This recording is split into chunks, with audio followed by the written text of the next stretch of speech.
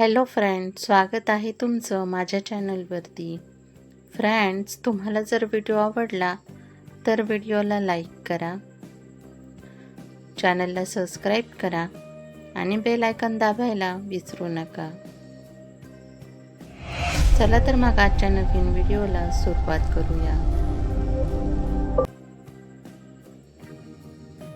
अर्जुन तनतन करत घरात शिरला. आई आणि बाबा त्याच्या मागून रूममध्ये आले. दोघांनाही कळेना नेमकं झालं काय ते.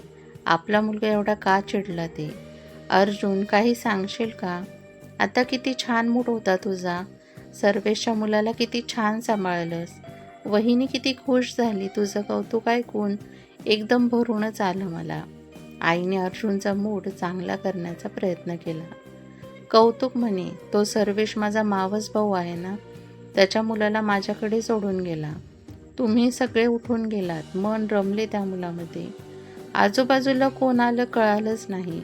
तर त्या सावित्रीची आई मला बघून म्हणते, काहीतरी प्रॉब्लेम आहे वाटतं. एकटे मूल असेच बायले आहे म्हणे. असा राग आला मला त्या बाईचा. बाजूलाच सावित्री बसली होती. मनात आलं तिला घेऊन जाऊन सावित्रीच्या आईला पुरुषार्थ काय असतो तो दाखवावा. पुरुषार्थ काय असतो? पुरुषार्थ? इतक्या वेळचे शांत बसलेल्या बाबांनी प्रश्न विचारला. अर्जुनला काय बोलून गेलं याची जाणीव झाली. पप्पा, रागात विचार आला माझ्या मनात. अच्छा, तेव्हा रागात होतास ना, आता शांत आहेस ना, मग सांग का पुरुषार्थ काय असतो? बाबांच्या शब्दातली खोच अर्जुनला कळाली. मॅनहूड. मी अर्थ विचारला, भाषांतर नाही. पण ते जाऊ दे, तू जे काही करण्याचा विचार केला तो होता का? काय होता? त्याला पुरुषार्थ म्हणतात का? बाबांच्या या प्रश्नावर अर्जुन एकदम गप्पच झाला. बाळा, आज आम्ही हरलो रे. तुझ्या मनात हा विचार आला म्हणजे आम्ही कुठेतरी तुला मोठं करताना आमचं संगोपन, आमचे विचार तुझ्यापर्यंत पोहोचवायला चुकलो. आईच्या स्वरातला हताश सूर अर्जुनला जाणवला. म्हणजे मी चुकलो असं ना? ती बाई मला बायल्या म्हणाली, त्याचं काही नाही असंच ना? अर्जुनला आईबाबांचं वागणं खटकायला लागलं. हे दोघे अजूनही मला लहान समजतात. कोणी या टपली मारा, संस्काराच्या नावाखाली द्या मोठे मोठे लेक्चर. ती बाई म्हणाली म्हणून तू बायल्या का? कोणीतरी म्हणतं म्हणून आपण असतो का? तू स्वतः कोण आहे त्यावर तुला डाऊट आहे का? बाळा, आयुष्यात असे बरेच क्षण येतील ज्यात लोक तुला काहीही बोलतील, त्यांना उत्तर द्यायला थांबू नकोस. आपलं ध्येय काय आहे त्याकडे लक्ष दे. कुचाकळ्या का चालूच असतात. आईनेही त्याला समजवण्याचा प्रयत्न केला. मी कुठे त्या बाईला काही बोललो?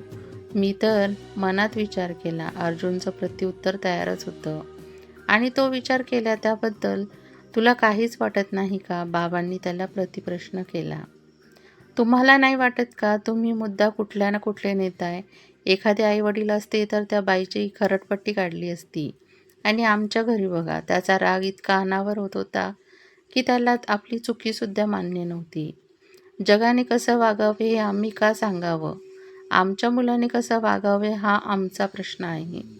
ती बाई काही बोलली तरी तुझ्या शरीराला छिद्र पडले की तू खरंच बायला झालास.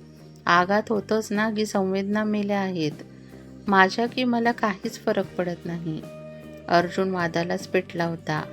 स्वाती आत्या तुझ्या पप्पांची कोण माहीत आहे का? आईने आपला पुढचा प्रश्न विचारला. आता हे काय नवीन? पप्पांची सख्खी बहीण. अर्जुनच्या या उत्तरावर आई आणि बाबांची नेत्रपल्लवी झाली. तू कधी स्वाती आत्या आणि बाबांचा लहानपणीचा फोटो बघितला आहे का? अर्जुन विचारात पडला. खरंच की, पप्पा आणि स्वाती आत्याच्या लहानपणीचा आपण कधी फोटोच नाही बघितला. त्याचा विचारमग्न आणि प्रश्नार्थक चेहरा बघून आईनेच बोलायला सुरुवात केली. स्वाती आत्या तुझ्या बाबांची मानलेली बहीण आहे. त्यांचे मिस्टर एअरफोर्समध्ये आहेत, ते तर तुला माहीतच आहे. त्यावेळी 1999मध्ये कारगिलचं युद्ध सुरू झालं आणि आत्याची ड्यू डेटसाठी आलेल्या मामांना अचानकपणे परत जावं लागलं. आत्याच्या आई आणि आजीला बोलवलं होतं. ते पोहोचणार त्याच्या आधीच आत्याला कळा सुरू झाल्या होत्या. आणि तेव्हाच मी सुद्धा तुझ्यासाठी हॉस्पिटलमध्ये पोहोचली होती, तुझ्या आजी आणि पप्पांसोबत. त्यांनी मला ॲडमिट केलं आणि पप्पांना आत्या दिसली. पप्पा काहीही विचार न करता आत्याकडे धावत गेले आणि तिला धरलं, कारण तिला घेरी आली होती. हातातली पर्स आणि फोन नंबरचा कागद पप्पाच्या हातात देऊन तिने इतका वेळ धरलेला संयम सोडला. पप्पांनी आत्याला उचलून घेतलं आणि तेवढ्याच स्ट्रेचरवर आणलं वॉर्ड बॉयने. पप्पांनीच फॉर्म साईन केला, आत्याला ॲडमिट केलं. आपली सही येईपर्यंत पप्पा तिथेच उभे होते. सगळा खर्च त्यांनी स्वतः केला. आत्याची पर्स त्यांच्याकडे असताना आणि त्या कागदावर जो नंबर लिहिला होता तिथे फोन लावला आणि मामांना कळवलं. इकडे तू पण आला. मी पप्पांची विचारणा केली, पण आजीने औषध घ्यायला गेले म्हणून सांगितलं. या सगळ्या प्रकारात अजून एक प्रकार झाला.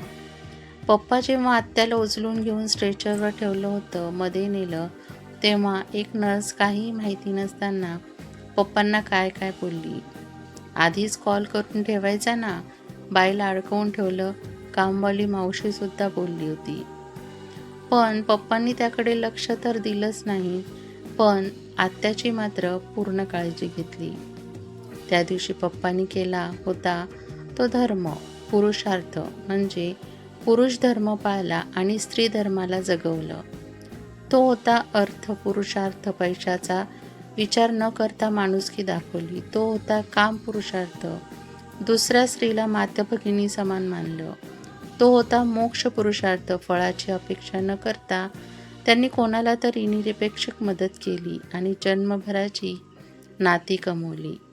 याला म्हणतात पुरुषार्थ, म्हणजे माणसाच्या जीवनातले ध्येय किंवा उद्देश.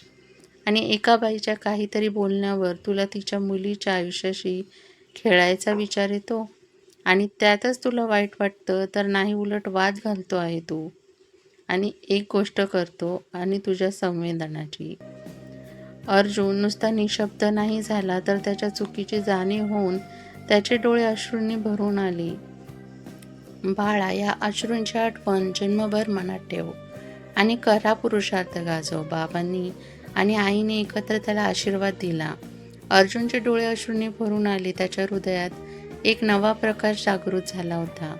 पूर्वीच्या रागाचे, द्वेषाचे, संकोचाचे सारे अंधार त्यातून निघून जात होते. आईबाबांच्या मृदू स्पर्शाने आणि त्यांनी दिलेल्या प्रेमळ आशीर्वादाने त्याला आतूनच बळ मिळाले. पप्पा, आई, मी आता खऱ्या अर्थाने पुरुषार्थ समजून घेत आहे. बाईच्या शब्दांवर ध्यान देण्यापेक्षा माणुसकीचं आणि न्यायाचं रक्षण करणं महत्त्वाचं आहे, अर्जुनने मनापासून सांगितले. आईने त्याचा मुंड वाकवून प्रेमाने मिठी मारली. बाळा, तुझ्या या विचारांनी आम्हा दोघांचं हृदय गदगद झालं आहे. तू आता एक जबाबदार, संवेदनशील आणि समजूतदार मुलगा झाला आहेस. बाबांनीही त्याच्या गडद मनापासून आशीर्वाद दिला. अर्जुन, आयुष्यात प्रत्येक वेळी परिस्थिती आपल्याला घाबरवू शकते, पण खरा पुरुषार्थ म्हणजे त्यात उभं राहणं, मदतीचा हात पुढे करणं आणि योग्यतेच्या मार्गाने वागणं. तू हे लक्षात ठेव. त्या दिवसापासून अर्जुनने आपल्या विचारसरणीत मोठा बदल केला. इतरांवर दुर्बलतेचा छळ सहन न करता त्याला समाजातल्या वाईट प्रवृत्तींविरुद्ध आपलं मन थेट मांडलं. तो स्वतःची ओळख बनवून माणुसकीची ज्योत प्रज्वलित करण्याचा निर्धार केला. सावित्रीच्या आईच्या आयुष्यातही एक नवं वळण आलं. अर्जुनच्या उदार वागण्याने आणि आईबाबांच्या मदतीने तिच्या मनातली कटुता दूर झाली. आता तिने अर्जुनला हृदयापासून आभार मानले.